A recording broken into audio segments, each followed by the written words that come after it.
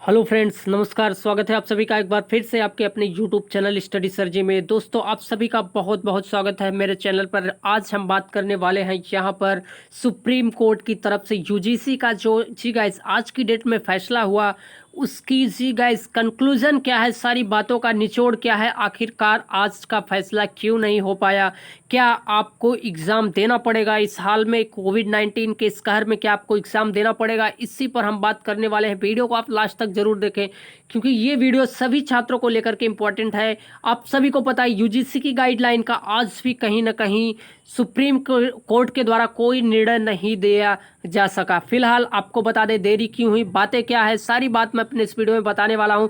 Video start करने से पहले आप सभी से हम्बल रिक्वेस्ट है, अगर चैनल पर फर्स्ट टाइम जुड़ रहे हैं तो प्लीज़ चैनल को सब्सक्राइब कर लीजिए, बेल आइकन को प्रेस करके ऑल पे क्लिक कर दीजिए, जिससे कि मेरे सारे वीडियो का नोटिफिकेशन आपको मिलता रहे। फिलहाल आपके कमेंट का इंतजार है और आप काफ़ी कमेंट करते हैं। काफ़ी छात्रों ने हमें कमेंट किया कि सर एग्ज़ाम आखिरकार इस सिचुएशन में कैसे होगा। सबके अलग अलग कॉन्सेप्ट है, सबके अलग अलग क्वेश्चन है।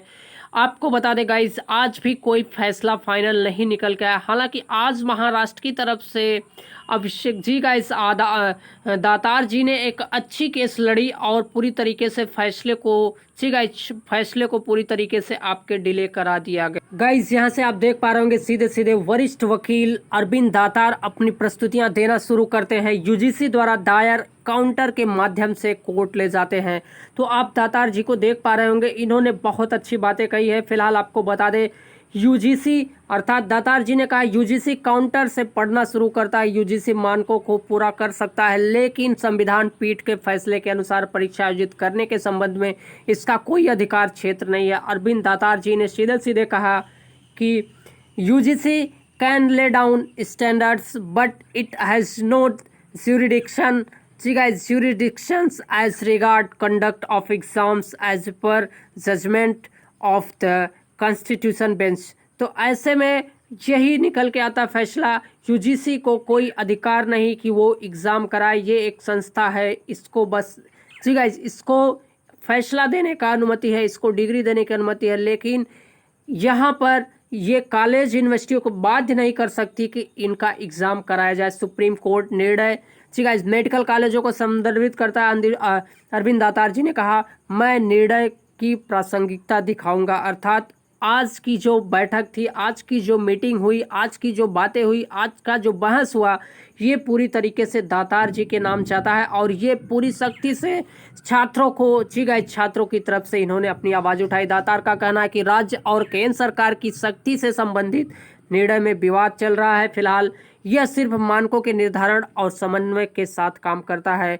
सुप्रीम कोर्ट, यहाँ पर आपको बता दें सुप्रीम कोर्ट ने क्या कहा, लेकिन यूजीसी परीक्षा आयोजित नहीं कर रहा है, विश्वविद्यालय परीक्षा आयोजित कर रहा है। ऐसी बात जब दातार जी ने कहा तो सुप्रीम कोर्ट ऐसी बातें कही। फिलहाल आपको बता दें दातार जी ने कहा, निर्णय एंट्री 66 के सीमित दायरे को दर्शाता है जो परीक्षा आयोजित करने के मानकों को पूरा कर रहा है।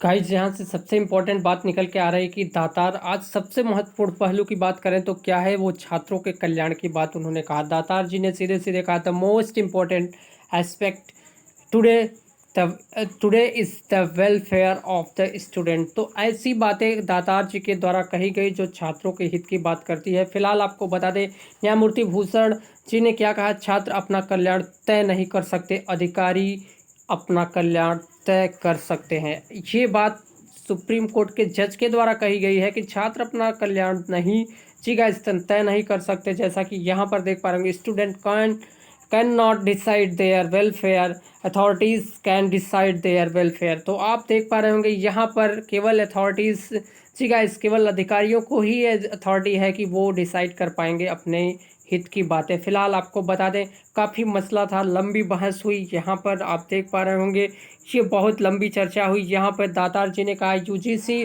Guideline state that the overall performance of the students throughout the year has to be assessed. ऐसी सिचुएशन में आखिरकार दातार जी ने आज जो लड़ाई लड़ी वो काफ़ी हद तक छात्रों के हित की बात उन्होंने किया। उन्होंने कहा कि दिशा निर्देश के लिए प्रदान की गई संचयी ग्रेडिंग अंकन प्रणाली पर विस्तार से बता रहे थे और उन्होंने कहा कि अगर हमारी जो चिंता है सबसे बड़ी अंतिम वर्ष की परीक्षा है। आपको बता दें कि फरवरी या मार्च 2020 तक छात्रों के पास सीजीपीए है जो उनके पहले 5 सेमेस्टर का औसत है।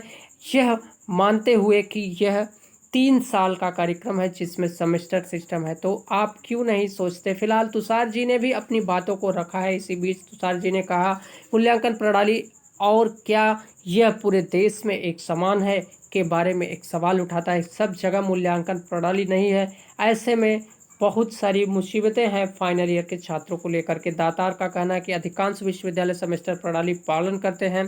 कुछ ही ऐसे विश्वविद्यालय हैं जो फाइनल ईयर या एनुअल एग्जाम की बात करते हैं। दातार कम से कम महाराष्ट्र और तमिलनाडु में पे है। न्यायमूर्ति जी ने कहा कि कुछ विश्वविद्यालय प्रणाली का पालन नहीं कर सकते। मैं यूपी के कुछ विश्वविद्यालय के बारे में जानता हूं जहां कोई सेमेस्टर प्रणाली नहीं है, ऐसा जो है कहा गया है।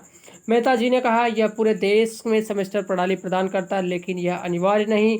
दातार जी ने कहा, मेरा निर्देश है कि पूरे देश में लागू हो।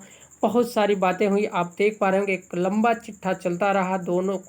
तीनों या फिर कहें सभी के तरफ से दलीलें दी गई और सब ने अपनी अपनी बातें रखी।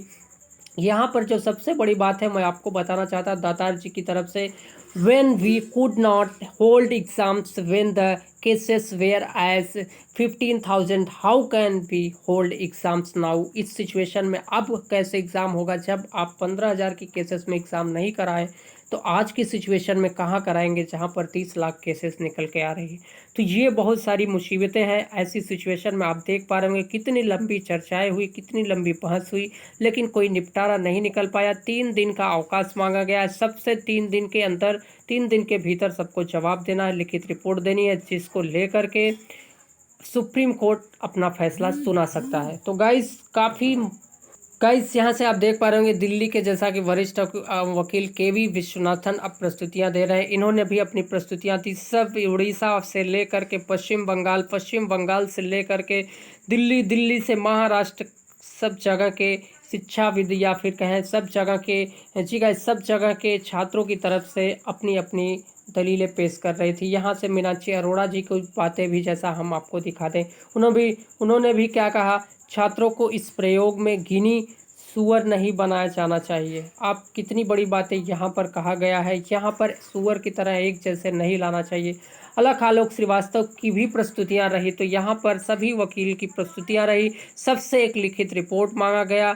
अब देखना है कि क्या फाइनल फैसला आएगा। यहाँ से आपको बता दें नर्सिंग केवीवी की भी जो है बातें थी।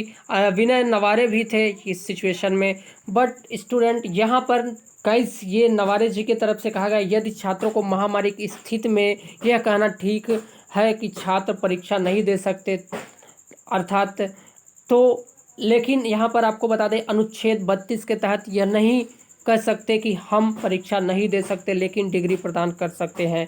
But student can not under article 32 से that we can not give exams but confer degrees. ऐसी सिचुएशन में आप ऐसी बातें आर्टिकल 32 के तहत कर सकते हैं। यहाँ पर आप देख पा रहे होंगे लंबी बहस हुई, आज भी कोई निपटारा नहीं हो पाया। ये काफ़ी लंबी चर्चा है जैसा कि हमने आपको लगभग दिखा दिया।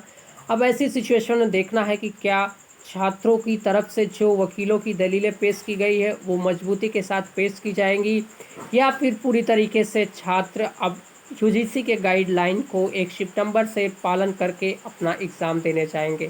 तो ये काफ़ी लंबी चर्चा हुई जैसा कि हमने आपको दिखाया। मैं इतनी फास्ट दिखा रहा हूँ फिर भी देखिए कितनी लंबी बहस हुई, आज भी कोई अच्छा फैसला। जी गाइस, छात्रों की तो पक्ष मजबूत रहा लेकिन यूजीसी की तरफ से अभी कोई फैसला फाइनल नहीं निकल के आया।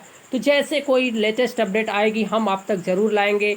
आप सभी से एक ही हम्बल रिक्वेस्ट है, अगर चैनल पर फर्स्ट टाइम जुड़ते हैं तो प्लीज़ मेरे साथ जुड़िए और लेटेस्ट अपडेट पाने के लिए मेरे चैनल को सब्सक्राइब करिए, जिससे कि आप सभी को यूजीसी की तरफ से लेटेस्ट अपडेट मिल सके, लाइव अपडेट मिल सके। तो आप सब जुड़िए मेरे साथ और कमेंट के जरिए अपने थॉट, अपने कॉन्सेप्ट जरूर बताइए। तो गाइस, आप सभी के कमेंट का इंतजार रहेगा। मिलते हैं नए वीडियो में, नए नोटिस, नए टॉपिक के साथ। जय हिंद, वंदे मातरम।